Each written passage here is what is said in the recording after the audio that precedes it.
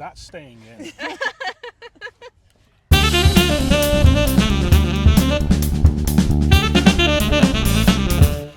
Well, hello and welcome to Friday. Brought to you on a Wednesday night for a change. A Wednesday night because Is it Wednesday? Yes, it is Wednesday. It is Wednesday. So we're spicing up a bit this week. Thankfully, we have you back. We've got rid of Dewan for a week, but we actually have our first ever. We haven't told him about this yet. No, he has no idea.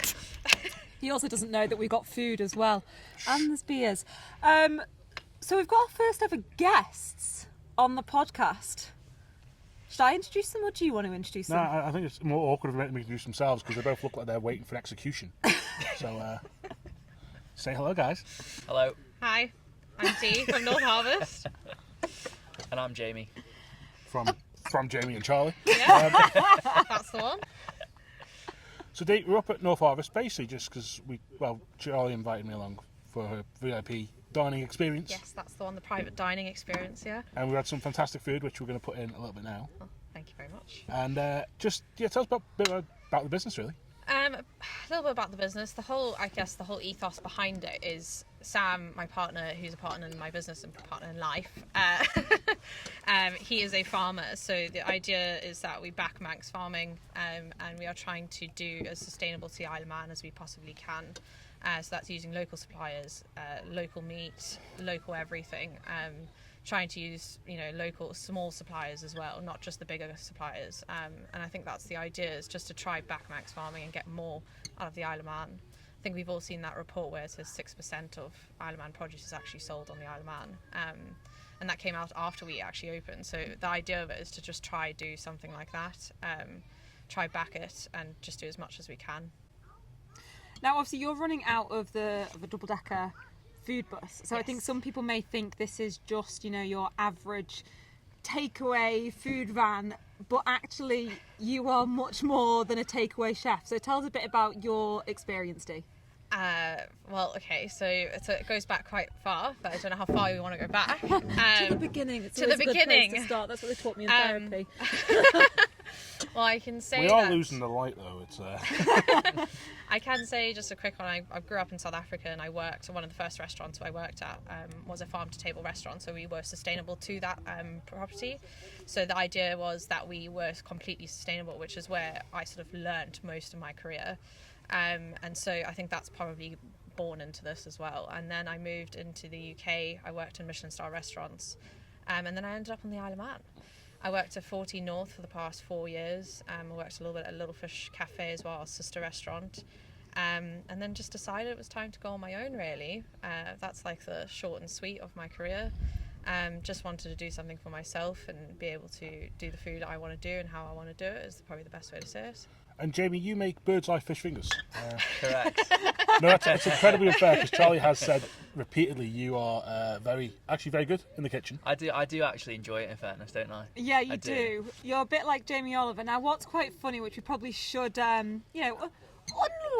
Do you mean that he's banned turkey twizzlers from your house or something? Or... Well, no, we've got a few funny stories about me trying to cook, which is probably all I'm capable of is a turkey twizzler. But actually... Would we trust me with a turkey twizzler or not? I mean, you set the pan on fire the other night. I did. We'll discuss that later. But I feel like because we should be transparent here, we're not like Isle of Man government that has conflicts of interest everywhere and doesn't talk about it. Dee is actually also my sister-in-law. Yes. So this could be a bit of an entertaining one, that we have a chef in the family and then we have obviously my partner Jamie, who I also like to say is a chef. So my little dream is I want to put them against each other and actually see, who's the real chef. We could totally do that. I think we did discuss a dinner off once, didn't we? Yeah, I'm sure we did. Yeah, I think that was the idea, where we were going to do 3 courses at each other's house, and that was the vibe. That sounds far too polite. I want you both walking into a studio with a carrier bag. A ready, steady cook. Exactly. Ready, steady cook, yeah. Secret ingredients, exactly and that's it. like ready, steady cook. How about just a mystery box? Just a mystery box. You guys set it up, and then we just see what happens. I'm down for that. I'd be keen for that. Yeah, I'd be so up for filming this. I think, are we coming out with are we gonna have a little side hustle apart from Welcome to Friday? Yeah, let's do it. Okay, we'll touch back on this a bit later on. But Dee, for people that are listening or have heard about North Harvest, obviously because you've been up at Andreas Airfield on the rugby pitch at Silly Moose for TT and Manx Grand Prix, what does the future hold? Futures, hopefully some pop-ups is what we're going to try to do. We've got a couple of things lined up for September, which I can't say just yet, because we're not confirmed on all of them yet. So hopefully one in the south and one in the north. I'm great for starting a rumour. September's a general election. Yeah. No, unfortunately not.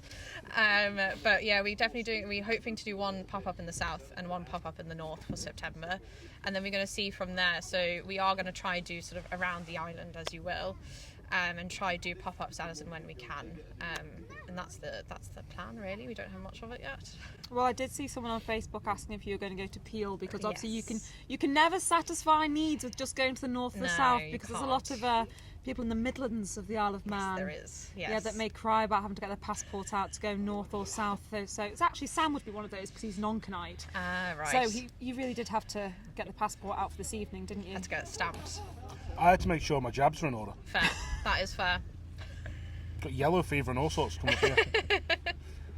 Nah, it's I like I say, you know, we've had food and it was amazing. Thank you.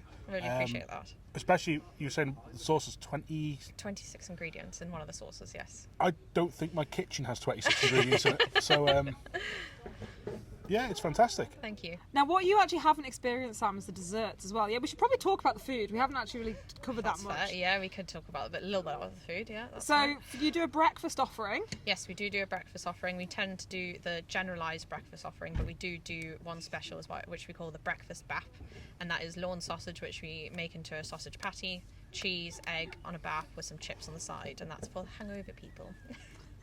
And then tea time, we have a range of burgers. We also Yes. have veggie options. We do vegan, not just veggie. Oh my goodness, Yeah. we're covering for everyone, even those that maybe shouldn't be covered for. But we also do a very nice dessert. Thank you. I do try, so we try to do a crumble, which I think is sort of, the best thing you can do out of a bus and takeaway situation. And I do my own homemade ice cream as well. So homemade ice cream has 2 ingredients in it, and that's all I believe in, really. Well, do we take a break here, or have you got any more questions, Sam? No, I was just nobody had mentioned ice cream. He's like, where is it? Why have What I do you not tried mean? it yet? I mean, I've been thinking about it. Have you? It's like a clotted ice cream, isn't it? It is like a clotted cream ice cream, yeah, that's the one. Do you ever remember going to Marks and Spencer's and getting like the proper like clotted cream ice cream? Like if you were ever wanting to put on about 10 kilos in a matter of days? No, Charlie, because I support local and buy Davison's. A little add in there. Oh, I feel bad now. If you were ever going to be a traitor to Manx produce and happen to go to Marks and Spencer's and get the clotted cream ice cream, it's very similar to that. It's very, very yum-ass. I like it. I might have some, so I can drop some in for you. On that note, I think we should take a break. We should take a break. Yeah.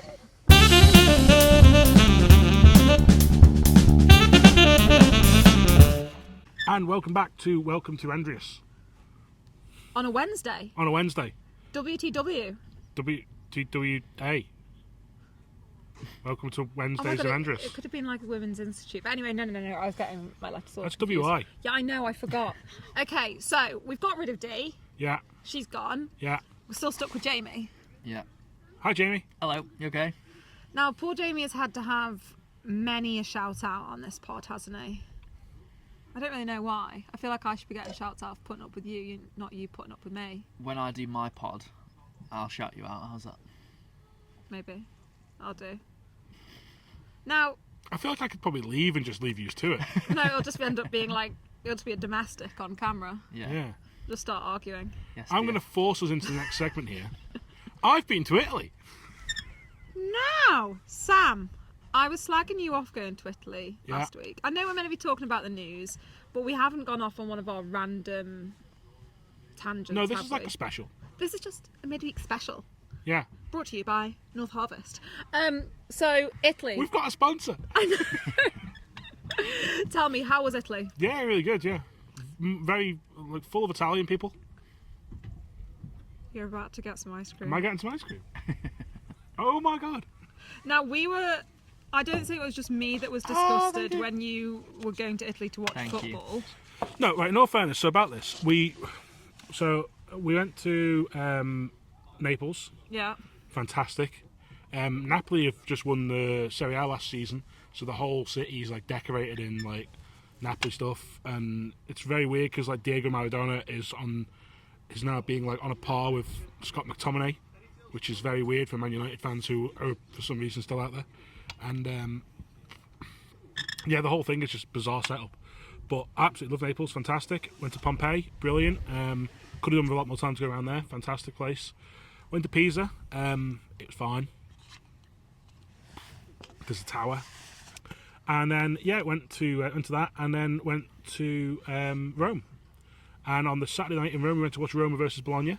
Do you know what? I'm going to put a video for that as well, actually, because that was insane. So here's a quick 5-second clip of Roma versus Bologna.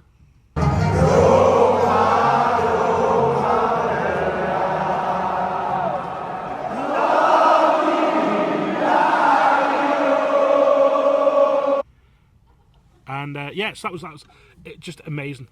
Honestly, amazing atmosphere. That I'm a big footy fan. I go where I can to watch games, watch a lot of FCL Man games for my sins, and it was absolutely fantastic, brilliant. And then got to see Rome round on the Sunday.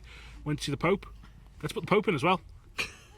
E perciò si sentono già a posto.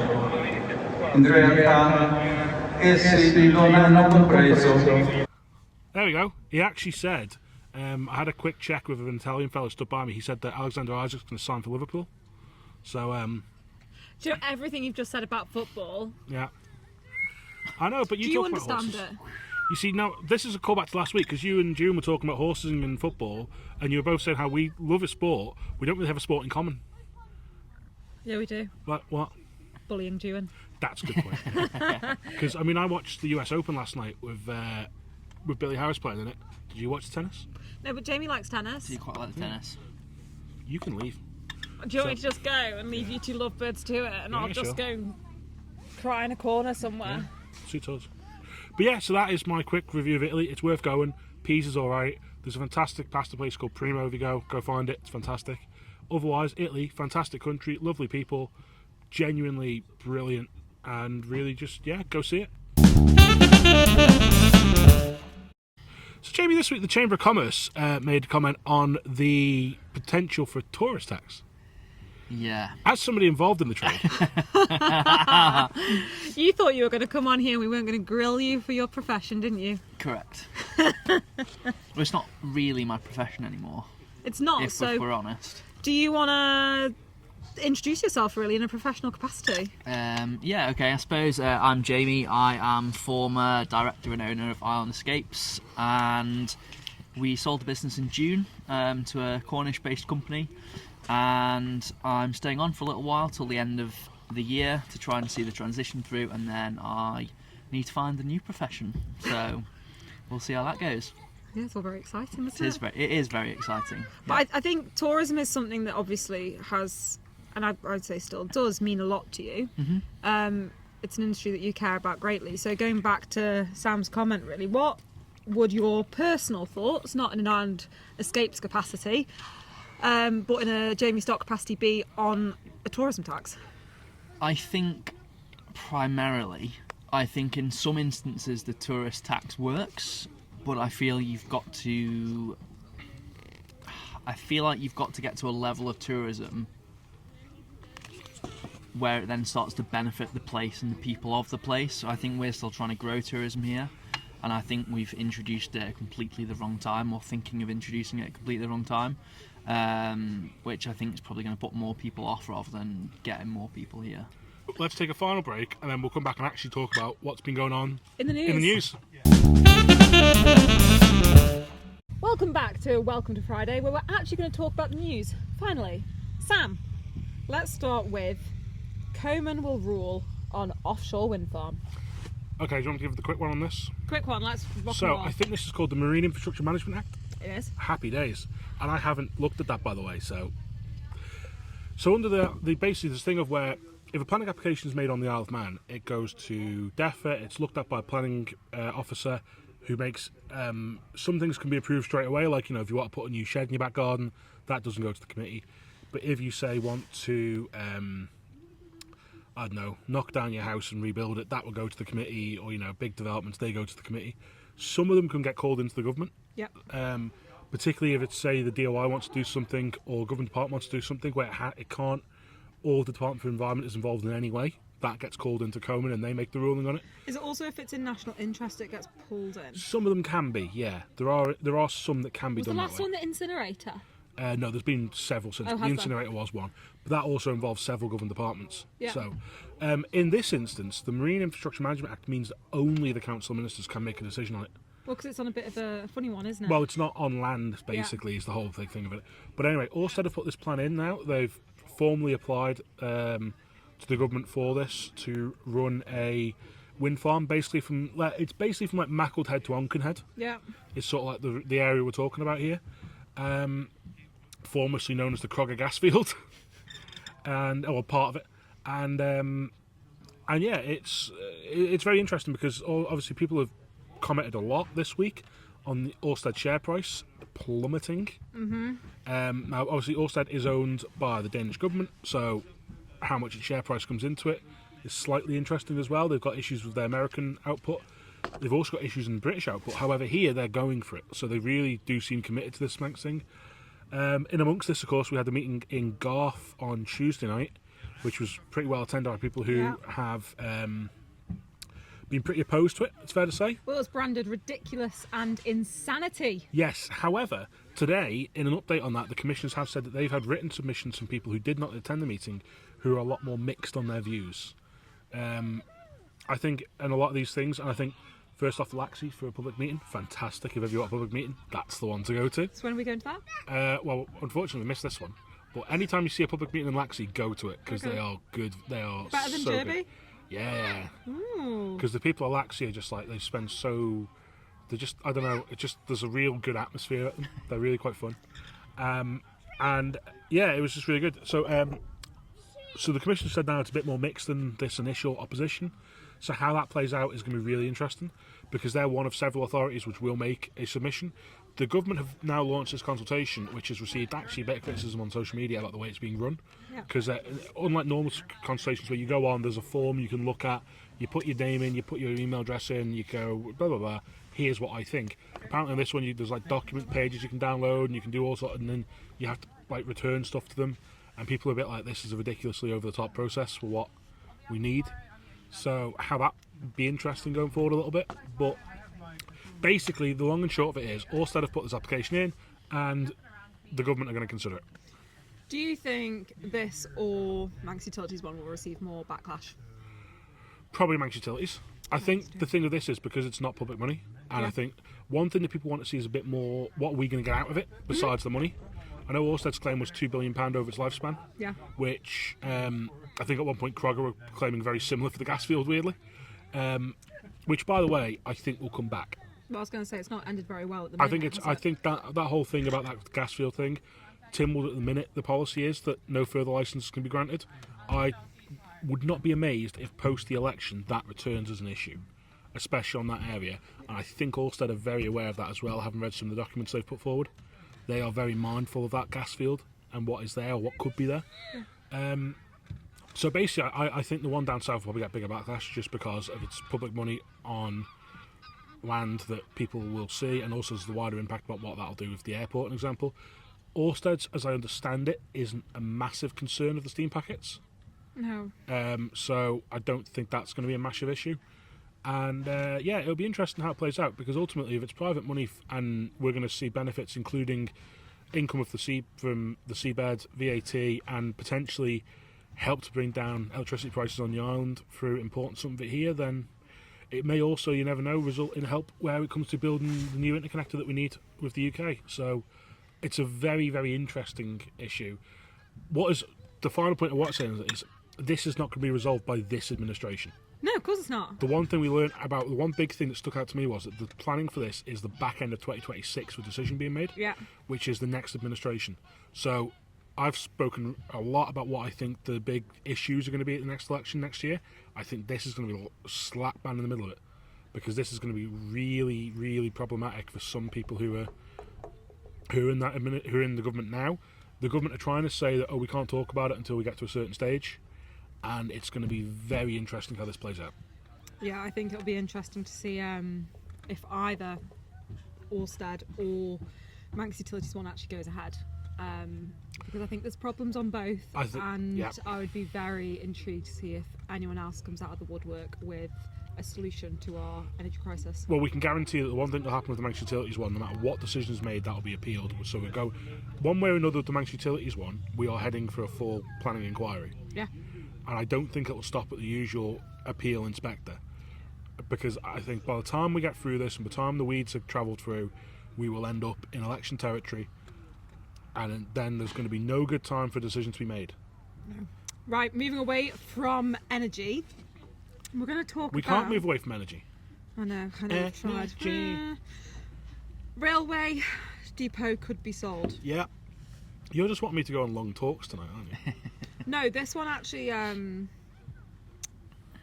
caught me off guard a little bit. Because the government would consider selling the Manx Electric Railway. Do I say depot or depot? Depot. No, I always said depot before. Maybe I'll just keep Home going on with Depot? I would have said depot. At Derby Castle as part of its attempts to sell the Summerland site. Yes. Now, is this new? This isn't new news about selling off the Summerland site, is it? Or is it? No, Summerland site was demolished. In fact, I was interested on when it got demolished, so I went back and found the YouTube videos today of Charles Gard going around on Culture Vannon's playlist from 2003 after it was closed, just before it was knocked down. I think it eventually came down in 2006, maybe. So you've not put a date on there. You put almost 20 years ago, which would make sense. Yep. If it's So there's been repeated efforts to do something with that site, repeated efforts to sell it. I think we're now at a situation where the government, there seems to be a slight change that they're now talking about a freehold instead of perhaps more of a leasehold. But again, how much of this is news? It's just updated. The thing that caught me out was that when I read it, and it said the MER depot could be sold as part of this, provided that a facility was provided by the developer. Which to me says two things. First of all, who in their right mind is going to buy that site when you've got to build a tram shed? So it makes more sense to just buy. Do you not think that's an investment opportunity, Jamie? I'm not sure that's one I'm willing to take on. I can see the logic in buying the Summerland site and developing it. But then Onken MHK Julie Edge brought it up. She said about should we really be selling that site off? Shouldn't we be retaining it in some form? It makes me. I feel like it's a really sensitive area to put for sale. Was my first thoughts on it, and I kind of was like, yeah, I know it's awful as it is at the minute. It's a disgrace how it currently is. But I don't know why. Like a part of it just when I saw that, I was like, oh, I don't know why I felt so. The depot or the Summerland site? Summerland site. Yeah. I think it's the problem with Summerland. Looking at it is right. How when you grew up, was Summerland ever an issue? Beyond the closing, was the fire ever a thing that was talked about? Yes, it was. See, I think that's rare. So it was really talked about in my household because I think it was the day before or the early morning my dad as a kid had been down there and his family saw on the news that it was on fire and the family got all the calls being like, it's not you guys, is it? And they were like, no. So I think from a very early age I'd been very well aware of what had happened at Summerland. So to me, I'm kind of like, oh my God, like, yes, I can't believe it, they're selling it. I just think in the wider public conscious, the fire wasn't discussed for a long time. No, it was very much like the island's dirty attempt at hidden secret, wasn't it? I just think that in the way that small communities are good at, we just didn't talk about it. No. And I think that, we moved on and the new Summerland was built and demolished and people my age never had any experience of the old Summerland, and it's only really now through grainy TV footage that you can sort of see what happened. I think this is a good time to shout out Joshua Stokes. Absolutely, yeah. I mean, Josh Stokes has done some tremendous. We keep mentioning Josh every week. I know, it's like one of those little fangirls, isn't When it? are you going to get him on? Josh won't come on because I'll sit here for an hour with him going, say it. Anyway, I'm not going to say it. Joshua Stokes, Isle of Man. Joshua Stokes, Isle of Man, ITV. That's all I want him to say, and he won't. He was like, maybe one day I'll do it for you. But every time I see him, I did it when Camilla came over, or I probably should say the Queen, shouldn't I? Just before her car pulled up, I was there with a camera in his face, going, "Say it," and she pulled up, and I was like, "I'll block your shot. I want to hear it." I do a very similar thing to Ashley BBC. Ashley Tracy, BBC. In the Isle of Man. I can't help myself. So yeah, I think Josh did a fantastic documentary on it which you can still see on ITVX. He's also done a lot of stuff with the families who want to see the original inquests overturned, and he's done stuff with survivors of the fire. So fantastic. Again, you can see a lot of that stuff with Josh. The award-winning Josh. The award-winning Josh Stokes. It's a difficult one, I think. We can't just have that site sat there forever, you know. No, we can't have it just sat there forever. But I feel like it could be developed tastefully and interestingly, and respectfully. Interestingly, in the Chapman's document, which you can see on Manx.news, it says in it that any developer will be expected to build a memorial garden. Okay. So, as they should. I mean, there's an argument whether the government should have done that at some point. Well, I mean, yeah, it's a bit too little too late, really, isn't it? Yeah, so it's a very interesting story, that, and it'll be interesting how that develops as well. Because I just think we could end up in 5 years' time saying the same things about that site. I don't know. What's the answer? Because, you know, we've got the Villa as the premier sort of entertainment place. Whether that's the right place going forward, you know, maybe there is an opportunity for government to build something, or a private public partnership to build something on that site again. And who knows? You know, things have to be considered. Do you want to do one more story, Sam? And then I think the light is going to go on us. I think the light is going to go on us. So let's have a quick look at, what should we talk about? I was going to go sort of end our podcast on a similar topic to what we began. I was going to end it on food. Okay, go on then. Department of Education's new school meals. Yeah, healthier than ever, more Manx food than ever, only 25% in the menu, but still better than the 6% they've been serving up before. So, yeah, the new school meals menu is launched. I never had school meals at primary school, so I don't really know what they're like. No, I got sent off with a packed lunch. Yeah, same. Did you? Yeah. I was a packed lunch child. We were, oh my God, we were all peasant packed lunches, we were. No, see, I think packed lunches were supreme. I think the school dinners, you had the short straw if you're on school dinners. Do you really think? Yeah. I just get really envious of people's school dinners. Nah. Although Catty M she was a good packed luncher. Yeah. They probably wouldn't allow what she used to send me into school with. Oh, I definitely wouldn't be allowed now. No, I used to have a fair few mini rolls. So I used to have chocolate mousse too. I did used to have smoked salmon sandwiches though. You're about to get destroyed for that. Why? I love smoked salmon. You had smoked salmon sandwiches at primary school? Yeah. That is the clip that I'm promoting. Why? What's wrong with that?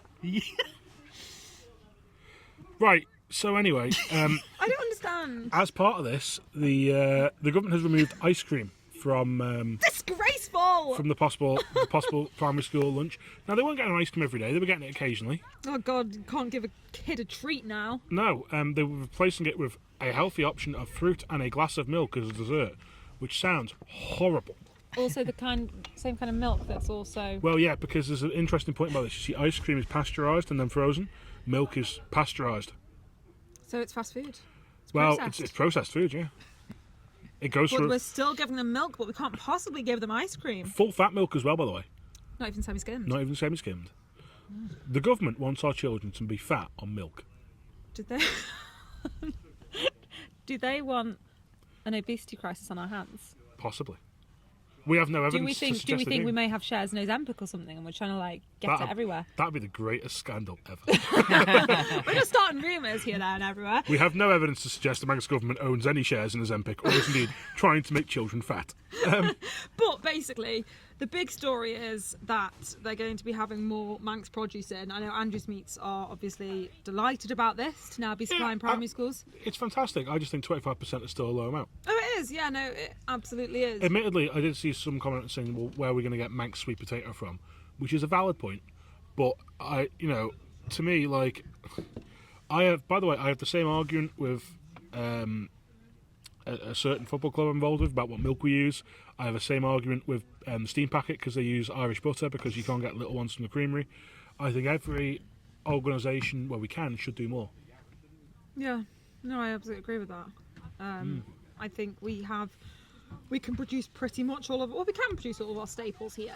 Yeah. Okay, granted, bread not to the same degree that we used to be able to.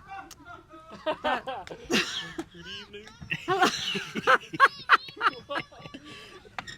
Talking of, they were actually some of the biggest wheat producers on the island up until the mill decided to not take in so much. We do have staples here, and we could be using more, and people could also be using a lot more. Absolutely, or organisations absolutely, could. yeah. And on the final issue of Dying Light, And unfortunately, the sun set on Billy Harris's US Open campaign. Beat that for a that was like a country file-esque pivot. I feel like, you know, something about the airfield must be doing it for you. Yeah, Billy Harris lost last night, unfortunately, in 3 sets at US Open in the first round. Really disappointing for Billy, because he was fantastic, like brilliant. In the first set was a bit difficult for him, but he come into the second set, had break points to win the set, and really battled hard. Even in the third set, he was winning break points, and he really put himself on a good showing. And afterwards, Tim Henman spoke really well of him. In fact, you know what? I think I might have a clip on that. So if we do, I'll get it in. If we don't, then I'll just put a picture of Tim Henman in for no reason. But yeah, he said about, you know, with the level that he's showing, Harris can easily break into the top 100. At which point you're getting into more the bigger tournament. You know, you're getting into the bigger rounds and tournaments and the qualifying. You're making more money, which is always good for the ranking points. So yeah, here's to Billy on that. And you know what's lovely? We've had a rant-free podcast. We have. Isn't that just delightful on the ears? Just about. Yeah. Just about. No, we've not even entered into rant territory. I've been very reserved. You've been very reserved. I've been very reserved, and just let our dear Sam Turton have his podcast limelight back. I mean, I wouldn't say limelight. It's borderline moonlight at this point. I don't think there is a moonlight kicking But about. as tonight, as Leanne Rimes said, you can't fight the moonlight. And on that note, it's goodbye from me. It's good, Goodbye from me. and it's goodbye from Andreas.